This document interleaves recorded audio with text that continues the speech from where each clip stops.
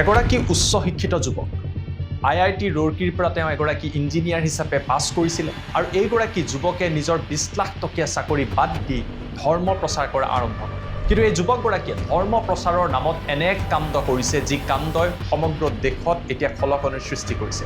আজি মই আপোনালোকৰ বাবে লৈ আহিব বিচাৰিছোঁ মথুৰাত সংঘটিত এটা ভয়াৱহ কাহিনীৰ কথা। ধৰ্মৰ অন্তৰালত থাকি একাংশ মহিলাৰ লগত দীৰ্ঘদিন ধৰি কুকৰ্ম কৰি আহিছিল অভিষেক মিশ্ৰ নামৰ এটা লম্পটে। ইতিমধ্যে মথুৰা আৰক্ষীয়ে অভিষেক মিশ্ৰক গ্ৰেপ্তাৰ কৰিছে আৰু এইগৰাকী IIT পেপা গ্ৰেপ্তাৰ হোৱাৰ পাছতেই পোহৰলৈ আহিছে বহু চাঞ্চল্যকৰ তথ্য। কিদৰে ধৰ্মৰ নামত যুৱতীৰ ওপৰত জাল পেলাইছিল অভিষেক মিশ্ৰাই।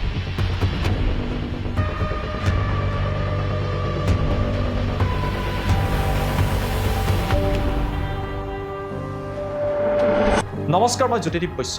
ধৰ্মৰ জৰিয়তে অভিষেকে দীঘলীয়া সময় ধৰি এই বেহু ৰচিছিল মথুৰাত বিগত 4 বছৰ ধৰি অভিজিতে বাস কৰিছিল। প্ৰথম অৱস্থাত অভিজিত মিশ্ৰ নামৰ এইগৰাকী যুৱকে ৰেণ্ট হাউচ বা ভাড়া ঘৰত মথুৰাত আছিল। ইয়াৰ পাছত মথুৰা ৰাধাকুঞ্জত অভিষেকে এটা ঘৰ ক্ৰয় কৰে আৰু তাতেই এক আশ্ৰম খুলি লয়। এইগৰাকী অভিষেক মিশ্ৰই IIT ৰুৰকীৰ পৰা মেকানিকেল ইঞ্জিনিয়াৰিঙত গ্ৰেজুৱেশ্যন কৰিছিল। ইয়াৰ পাছত বছৰি 20 লাখ টকীয়া তেওঁ চাকৰি কৰিছিল। কিন্তু হঠাৎ অভিষেকে সিদ্ধান্ত ল'লে যে তেওঁ এইবিলাক কাম বাদ দিব আৰু ধৰ্ম প্ৰচাৰত ব্যস্ত হৈ পৰিব। নিজকে কথাবাচক হিচাপে অভিষেকে পৰিচয় দিয়া আৰম্ভ কৰিলে। মথুৰালৈ অহাৰ পাছত এটা ইউটিউব চেনেল খুলিলে য'ত তেওঁ ধৰ্মৰ বাণী প্ৰচাৰ কৰিলে। কেৱল সিমানেই নহয়, বিভিন্ন লোকৰ ঘৰলৈ গৈ বিভিন্ন অনুষ্ঠানত গৈ হাতত বাদ্যযন্ত্ৰ লৈ ভগৱানৰ তেওঁ নাম কীৰ্তন কৰে। স্বাভাৱিকতে IITৰ নিচিনা প্ৰতিষ্ঠানৰ পৰা ইঞ্জিনিয়াৰ হোৱা এগৰাকী ব্যক্তিয়ে যেতিয়া কেইবা লাখ টকীয়া চাকৰি এৰি দি নিজে ধৰ্ম প্ৰচাৰত মনোনিৱেশ কৰে, সেই ব্যক্তিগৰাকীৰ প্ৰতি বহু লোকৰ আস্থা বৃদ্ধি পায় আৰু এই আস্থাৰেই দুৰ্ব্যৱহাৰ কৰা আৰম্ভ কৰিলে অভিষেকে। বিভিন্ন লোকৰ ঘৰলৈ গৈ প্ৰথমতে কথাবাচক হিচাপে পৰিচয় দিলে। ভগৱান আৰু ধৰ্মগ্ৰন্থৰ বিভিন্ন কথা বতৰা এইগৰাকী অভিষেকে কোৱা আৰম্ভ কৰিলে। নিজৰ নাম কীৰ্তাৰ্থ নাৰায়ণ দাস হিচাপে চিনাকি দিলে আৰু নতুন নাম লৈ অভিষেকে ধৰ্ম প্ৰচাৰ আৰম্ভ কৰিলে। ইয়াৰ পাছত অভিষেকক মথুৰাত প্ৰায়ে দেখিবলৈ পোৱা যায় কৃষ্ণৰ ভজন কীৰ্তন কৰাত। এইবিলাকৰ ভিডিঅ' নিজৰ ছ'চিয়েল মিডিয়া আৰু ইউটিউবত তেওঁ আপলোড কৰিলে। লাহে লাহে অভিষেকৰ ফলোৱাৰৰ সংখ্যা বৃদ্ধি পোৱা পৰিলক্ষিত হ'ল। উচ্চ শিক্ষিত হোৱাৰ পাছতো, ইমান এটা ভাল চাকৰি থকাৰ পাছতো ধৰ্মৰ নামত তেওঁ কিয় আহিলে, এনেকুৱা প্ৰশ্ন উত্থাপিত হ'ল। কিন্তু উৰিষ্যাৰ এইগৰাকী অভিষেক মিশ্ৰৰ উদ্দেশ্য সম্পূৰ্ণৰূপে পৃথক আছিল। উদ্দেশ্য আছিল অতিকৈ ভয়াৱহ। ধৰ্মৰ নামত, ধৰ্ম প্ৰচাৰৰ নামত, ভগৱানৰ কথা কোৱাৰ নামত মহিলা যুৱতীসকলক নিজৰ কবলত পেলাইছিল অভিষেকে। প্ৰথমতে অনলাইনত ধৰ্মৰ কথা কৈ মহিলাসকলক আকৰ্ষিত কৰে। বিশেষকৈ ইঞ্জিনিয়াৰিং বেকগ্ৰাউণ্ডৰ মহিলাসকল বা যুৱতীসকল অভিষেকৰ পাল্লাত পৰে, কিয়নো অভিষেক নিজেও IIT ৰুৰকীৰ পৰা উচ্চ শিক্ষিত এগৰাকী মেকানিকেল ইঞ্জিনিয়াৰ আছিল। ইয়াৰ পাছত এই যুৱতীসকলৰ ব্ৰেইন ৱাছ কৰি অভিষেকে পৰিয়ালৰ লগত সম্পৰ্ক তেওঁলোকৰ বন্ধ কৰি পেলায়। তাৰ পাছত এই যুৱতীসকলক মথুৰালৈ লৈ আহে, নিজৰ ঘৰত ৰাখে আৰু ধৰ্মৰ বিভিন্ন কথা কৈ ব্ৰেইন ৱাছ কৰা আৰম্ভ কৰে। অভিযোগ অনুসৰি অভিষেকে কেইবাগৰাকীও যুৱতীৰ সৈতে গন্ধৰ্ব বিবাহ কৰিছে আৰু ধৰ্মৰ কথা কৈ গন্ধৰ্ব বিবাহৰ জৰিয়তে এই যুৱতীসকলক দীঘলীয়া সময় ধৰি নিৰ্যাতন কৰি আহিছিল। কেৱল সিমানেই নহয়, আৰক্ষীৰ তদন্তত যিবিলাক কথা পোহৰলৈ আহিছে সেই কথাবিলাক শুনিলে আপুনি আচৰিত হৈ পৰিব। মথুৰা আৰক্ষীয়ে প্ৰকাশ কৰা অনুসৰি অভিষেকে প্ৰসাদৰ নামত এই যুৱতীসকলক বিভিন্ন খাদ্যবস্তু দিয়ে। এই খাদ্যবস্তুত মিহলি কৰি দিয়ে নিচাজাতীয় সামগ্ৰী। নিচাত যেতিয়া এই যুৱতীসকল অচেতন হৈ পৰে, তেতিয়াই অভিষেকে এই যুৱতীসকলৰ লগত অনৈতিক কাণ্ড কৰে আৰু সমগ্ৰ কাণ্ডৰ ভিডিঅ' মোবাইল কেমেৰাত বন্দী কৰে।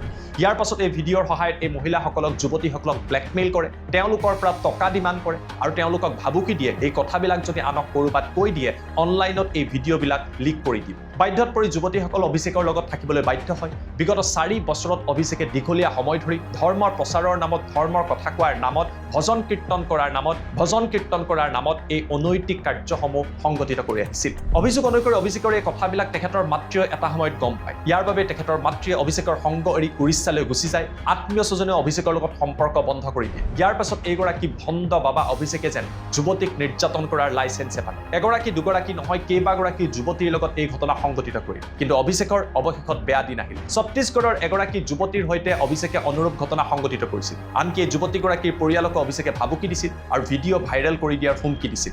অৱশেষত যুৱতীগৰাকীয়ে আৰক্ষীৰ কাষ চাপে অভিষেকৰ বিৰুদ্ধে এজাহাৰ দাখিল কৰা হয়। মে 25 তাৰিখে মথুৰা থানাত অভিষেকৰ বিৰুদ্ধে এজাহাৰ দাখিল কৰে যুৱতীগৰাকী আৰু পৰিয়ালে, যিগৰাকী অভিষেকে নিজক অমায়িক বুলি দেখুৱাই ইউটিউবত ভগৱানৰ কথা কয়, কীৰ্তনৰ কথা কয়, ভজনৰ কথা কয়, মায়ামোহ ত্যাগ কৰাৰ কথা কয়। সেইগৰাকী অভিষেকে প্ৰকৃতপক্ষে ধৰ্মৰ নামত যুৱতীক নিৰ্যাতন কৰি আহিছিল।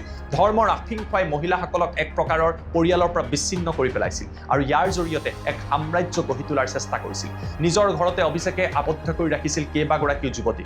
আৰক্ষীয়ে ইতিমধ্যে এই যুৱতীসকলক উদ্ধাৰ কৰিছে আৰু পৰিয়ালক গতাই দিছে। আৰু এই ঘটনাক লৈ এতিয়া বহু প্ৰশ্ন উত্থাপিত হৈছে দেশত একাংশই ধৰ্মৰ নামত প্ৰকৃতপক্ষে এনেকুৱা ঘটনা প্ৰায়ে সংঘটিত কৰে আছাৰাম বাপুৰ পৰা আৰম্ভ কৰি ৰাম ৰহিম বাবালৈকে আমি সকলো কথা জানো যে এইসকল লোকে বিভিন্ন সময়ত ধৰ্মৰ নামত ধৰ্ম প্ৰচাৰৰ নামত কিদৰে বিভিন্ন ধৰণৰ নানা ৰকমৰ অপৰাধ সংঘটিত কৰিছিল মহিলা যুৱতীসকলক ধৰ্মৰ নামত নিৰ্যাতন কৰিছিল আৰু নিজকে উচ্চ শিক্ষিত বুলি পৰিচয় দিয়া এই অভিষেক মিশ্ৰ ধৰা পৰাৰ লগে লগে এই কথাবিলাক পুনৰ চৰ্চা লাগিছে अभिषेक मिश्रा उर्फ आदिकर्ता नारायण दास जो उड़ीसा का मूल निवासी है और यहाँ करीब 3 वर्ष से रह रहा है। इसकी उम्र करीब 29 साल है। यह यहाँ पे राधा कुंड में रहता था और युवक और युवतियों को ब्रेन वॉश करके उन्हें अपने यहाँ बुलाता था और युवतियों का गंधर्व विवाह कराता था। इसी क्रम में एक छत्तीसगढ़ की लड़की को इसके द्वारा बुलाया गया और उसका ब्रेन वॉश कर उसके साथ शारीरिक संबंध बनाए गए।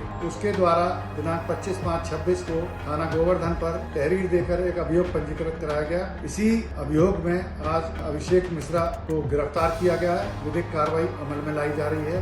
এয়া আছিলে মথুৰা আৰক্ষীৰ মন্তব্য আৰক্ষীয়ে কৈছে যে সমগ্ৰ ঘটনাক লৈ অভিষেকৰ পৰা তদন্ত অব্যাহত আছে ধৰ্ষণৰ গোচৰত অভিযোগৰ ওপৰত এতিয়া বিচাৰ চলিব কিন্তু ডাঙৰ প্ৰশ্নটো উত্থাপিত হৈছে কোনো এগৰাকী ব্যক্তি উচ্চ শিক্ষিত হ'লেই বা ধৰ্মৰ কথা ক'লে সাধাৰণতে তেওঁলোকৰ ফলোৱাৰ বৃদ্ধি পায় তেওঁলোকৰ প্ৰতি সাধাৰণ লোকসকল আকৃষ্ট হয় আৰু তেতিয়াই অভিষেকৰ নিচিনা একাংশ ধংগী ভণ্ড বাবাই তেওঁলোকক এক্সপ্লইট কৰে তেওঁলোকৰ ওপৰত নিৰ্যাতন চলায় আৰু তেওঁলোকক শোষণ কৰে গতিকে ছ'চিয়েল মিডিয়াত দেখি থকা প্ৰতিগৰাকী ব্যক্তিয়ে সত্য নহ'ব পাৰে তেওঁলোকে ধৰ্মৰ কথা ক'লেও অনুপ্ৰেৰণামূলক কথা ক'লেও ইয়াৰ অন্তৰালত এই লোকসকলৰ বিকৃত মানসিকতা থাকিব পাৰে অভিষেকৰ নিচিনা এনেকুৱা ধৰ্ষণকাৰী আৰু ভণ্ড ভাবাক কঠোৰৰ পৰা কঠোৰতম শাস্তি বিহিব লাগে তেতিয়াহে ধৰ্মৰ নামত এনে অপকৰ্ম কৰাৰ আগতে এগৰাকী ব্যক্তিয়ে এশবাৰ চিন্তা কৰিব এয়া আছিলে উত্তৰ প্ৰদেশৰ মথুৰাৰ ঘটনা যি ঘটনাই ইতিমধ্যে সমগ্ৰ দেশতেই ব্যাপক চৰ্চা লাভ কৰিছে ধৰ্মৰ নামত ধৰ্মান্ধ কৰি একাংশ লোকক কিদৰে নিৰ্যাতন কৰা হয় এই ঘটনাই তাকেই যেন পুনৰবাৰ উদঙাই দিছে এই সমগ্ৰ ঘটনাক লৈ আপোনালোকে কি ভাবে আৰু অভিষেকৰ নিচিনা এনেকুৱা ব্যক্তিৰ ওপৰত কি শাস্তি হ'ব লাগে আমাক কমেণ্ট কৰি জনাবলৈ নাপাহৰিব